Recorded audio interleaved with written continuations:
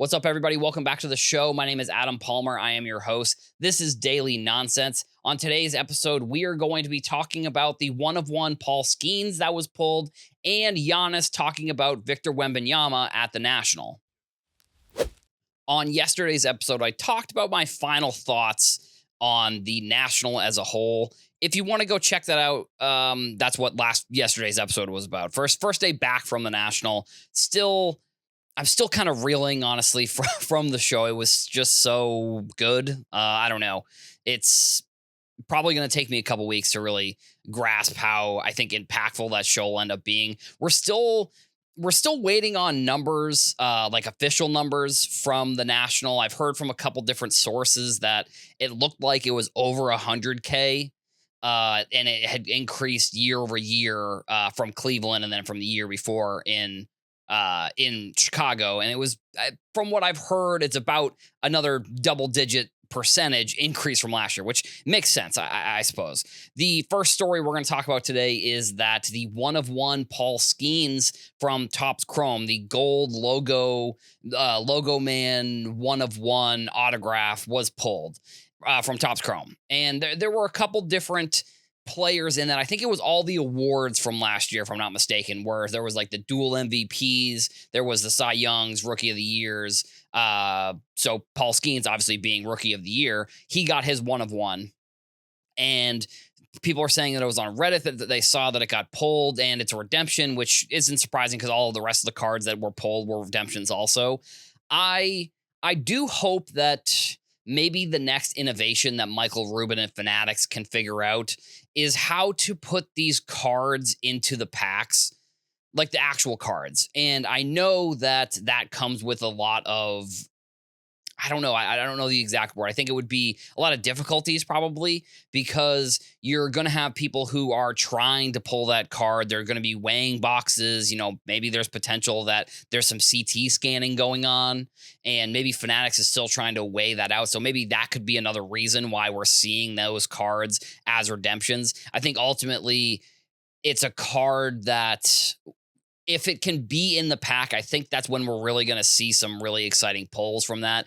We, have seen people pulling cards like that in the past, maybe not to the extent of like a one-of-one logo man gold out of Topps Chrome, but the videos end up doing pretty well on social media. So I think that is one thing that maybe Fanatics is missing out here with some of the opportunity for videos to pull this card.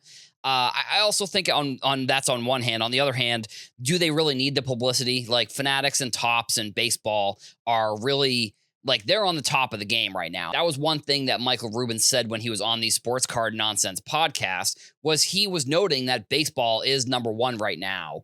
And that is, I think one reason is obviously because Fanatics took over.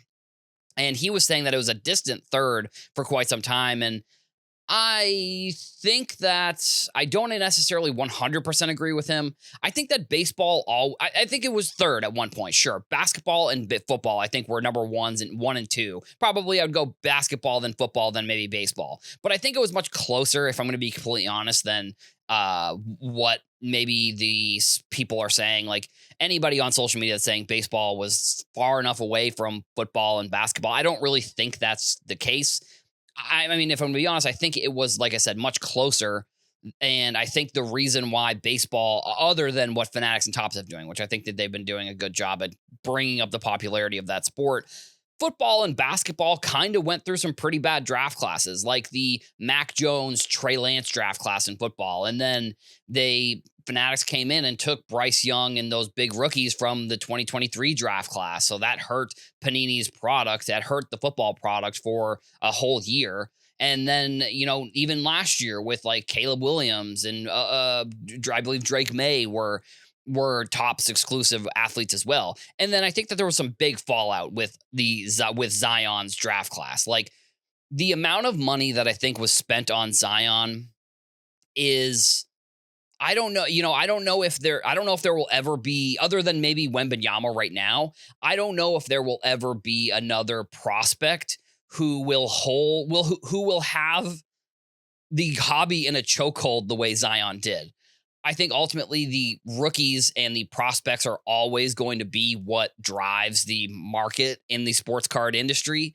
So the fact that that whole draft class had the whole lead up to COVID, then they were all playing fine. And then they had the whole in the season, they had the whole time where the cards were coming out. And then the season gets canceled. And then half of the players are on bad teams. So they don't really play in the bubble. There was like a year and a half worth of hype around all those prospects.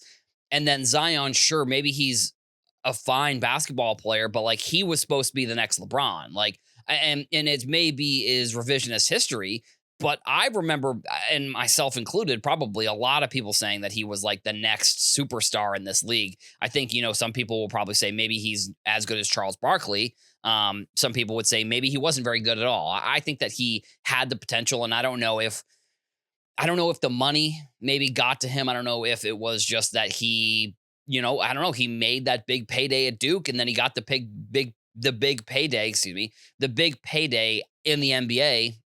And then he's a Jordan athlete, and then he's a Gatorade athlete. So he has all of those things.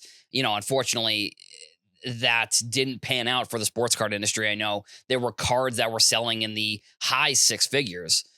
I don't remember if there were any in the seven figures, maybe the one of one National Treasures logo man, but like there was a lot of fallout. And also the NBA has just had two bad draft classes in a row, realistically. So, two bad draft classes during sort of their rookie seasons. I think like some of the players in the past couple draft classes have kind of made their way up and gotten much better overall. But I think if you look at the Zach Edey is like the best, like one of the better players from last year's draft class. So that's obviously going to hurt basketball cards. So, and Topps, and maybe this is to Topps' credit, they have taken the rookies that have come up through that were prospects, and then they get into the league, and they have really capitalized on that. So, that's that was another thing that came out from the National was that interview with us here on Sports Card Nonsense. The other piece that's sort of it was from the National. The news was from the National. Was Giannis and his brothers were doing an interview with Golden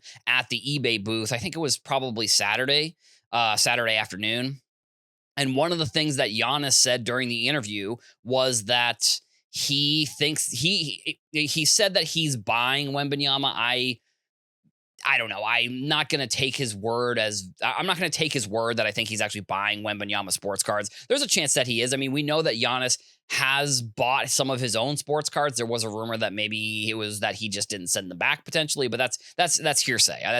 That's based on a video that he posted with a bunch of cards that people were like, those didn't end up in the product, whatever. But so Giannis saying that Wembanyama is a guy that he would be buying, I think is interesting. I think that I would not necessarily be taking Wembanyama, or I would not necessarily be taking Giannis's thoughts on sports cards as the rule of law. Like, sure, it's interesting that he says that he's buying those cards. I don't think that maybe he knows how many of those cards there really are. So that would make me think that maybe he isn't buying them. But either way, I mean, I think when a player like that speaks so highly of another player, that is something that is interesting to me. When a player is speaking highly of somebody, of Giannis's stature, because I'm sure there's people who have been sort of in the NBA not as good as Giannis that have sort of had similar opinions on stuff. But when a player like Giannis is talking about how good another player is, like Wembanyama, I think that is something to, that perks my ears up a little bit to think that like maybe, I think people were probably talking about Zion as a prospect like that, but I don't remember other players really coming out like that and talking about how much they were buying his cards, I guess. So yeah, there was that news from the National. I would suspect that Topps probably has some more news that's going to come out over the next few weeks. I mean, they've got big products coming out. So, there's a couple big sports basketball and football NT, I think, is coming out. So we'll talk about that later in the week. But that's what I've got. That's all I've got for the show today. Thank you all for watching, everybody, and I will see you in the next one.